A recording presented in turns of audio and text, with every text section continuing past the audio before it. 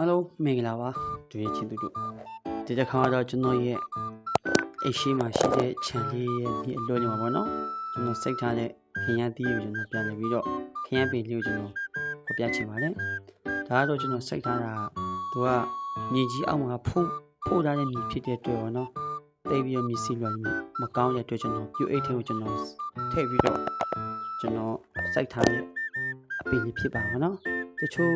စိုက်ပျိုးရေးဝဒနာရဲ့သူတွေတော်ကောင်းပါနော်စိုက်ချင်ရဆိုရင်နော်ဝဒနာရဲ့တော်ကောင်းစားလက်စားရတယ်ပေါ့နော်တပိုင်နေလေးကိုပြုတ်အိတ်လေးဒီလိုပြုတ်အိတ်လေးကြီးကြီးလေးဝယ်ပြီးတော့မြေပေါင်းတို့ဘာတို့ဝယ်ထည့်ဖွဲတို့ဘာတို့ဝယ်ထည့်ပြီးကျွန်တော်တို့ဒီလိုစိုက်လို့ရပါတယ်ပေါ့နော်သူတစ်ဖြစ်တိုက်ခမ်းမှနေတဲ့သူတွေလည်းကောင်းပါနော်ဒီမြို့ပေါ်မှာနေတဲ့သူတွေလည်းကောင်းမြေကအများကြီးမရှိရလေဒီမြို့ပြုတ်အိတ်လေးနဲ့ထောင်ပြီးကျွန်တော်စိုက်လို့ရပါနော်ဒါဆိုကျွန်တော်ဒီမှာအောက်မှာခံထားပါနော်ဒီမှာကြည့်ဒါဆိုဒီကောင်ဆိုရင်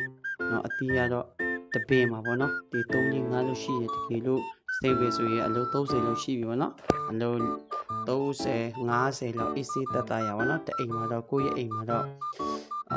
ခရမ်းတီးလေးကိုပြီးဖုတ်ပြီးတော့တုတ်စားနေအေးဆေးဆေးပါနော်ဒါကျွန်တော်ရဲ့ဝဒနာပါပေါ့နော်ဒါကိုစိတ်ချမ်းသာပါနော်ဒါကိုကျွန်တော်ကတော့ဒီစိတ်ပြည့်ရဲ့ဝဒနာတဲ့ညီကိုတွေတွေ့တယ်လည်းကောင်းတိုက်ခန်းတွေမှာနေတဲ့ညီကိုတွေတွေ့တယ်လည်းကောင်းပါနော်ညီအများကြီးရှိမှမဟုတ်ဘူးပေါ့နော်အဲ့လိုတပိုင်းနေနည်းနည်းဟောကိုယ့်ရဲ့စိတ်ကူးနဲ့ကိုယ့်ရဲ့စိတ်ချမ်းသာမှုဒီဗီဒီယိုဖိုင်လေးကိုကြည့်ပြီးတော့တကယ်ကြီးရဲ့ပေါင်းတင်မဲ့ဆိုလို့လက်လောက်ကြည့်ပါဘောနော်ဒါတော့တကယ်ပဲအစ်စ်ပြည့်တယ်နော်ပြီးတော့ကိုလည်းစိတ်ကြည်နာမှုရတာပေါ့နော်ကိုအပိလေးဖြစ်ထွန်းတာပေါ့နော်အခုချိန်မှာတော့စိတ်လေးအေးချမ်းဖို့အတွက်အပိစိတ်ရကတော့အကောင်းဆုံးပါပေါ့နော်ဒါလေးကိုရဲ့ခြံထဲမှာဖြစ်ဖြစ်တိုက်ခန်းပေါ်မှာဖြစ်ဖြစ်ကိုရဲ့စိတ်ခင်းမှာဖြစ်ဖြစ်အပိလေးတွေနဲ့စကားပြောလို့လည်းရတယ်စိတ်လည်းချမ်းသာတယ်နော်ဒါကြောင့်မလို့ဒီဗီဒီယိုဖိုင်လေးအဖြစ်နဲ့ကျွန်တော်စက်ပြေးဝါဒနာရဲ့သူတွေအားလုံးကျွန်တော်ပြပြရင်းနဲ့